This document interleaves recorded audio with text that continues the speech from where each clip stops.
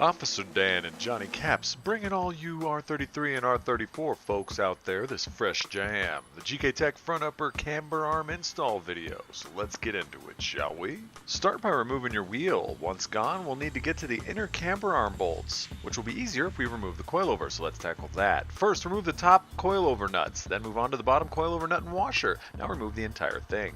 Now remove the upper camber arm outer bolt and nut and push the bolt through. Then remove the J-arm from the upper camber arm itself and remove the upper camber arm inner bolts as you can see here. Now wiggle that sucker out.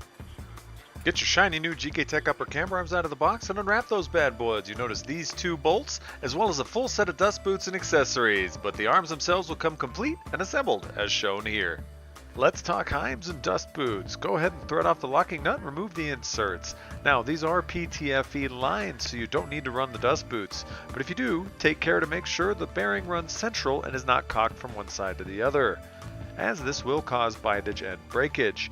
Now install the dust boot as shown on the screen, thread the locking nut back on, and reassemble to the arm. The Maksafe adjustment when measuring from the end of the insert to the base of the camber arm as shown is 77.8 millimeters or 3.06 inches, meaning the total overall length is 219.9 millimeters or 8.65 inches. Just make sure both sides are adjusted evenly. If you want these to match OEM length, it's going to be 44.7 millimeters or 1.87 inches, or a total length of 191 millimeters or 7.51 inches. The minimum you can run these Johnnies at is going to be 45.6 millimeters, 1.79 inches, or 189 millimeters, 7.44 inches total length. In this particular case, we're going to wind them out to OEM measurements. Once that's set, tighten the locking nuts down on both sides, and these things are ready to go back in. Pop in the Gktech upper camber arm as shown, install the inner bolts, and torque them to the specs shown on the screen. Now install the J-arm to the upper camber arm, then install the supplied outer bolt, washer, and nut.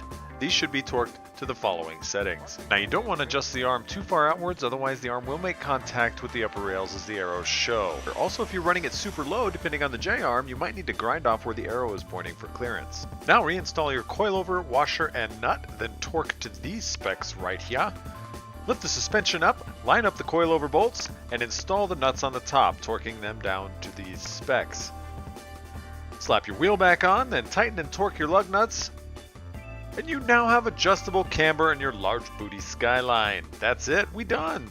Subscribe to these two hooligans. They need your constant approval and love. Peace. We out.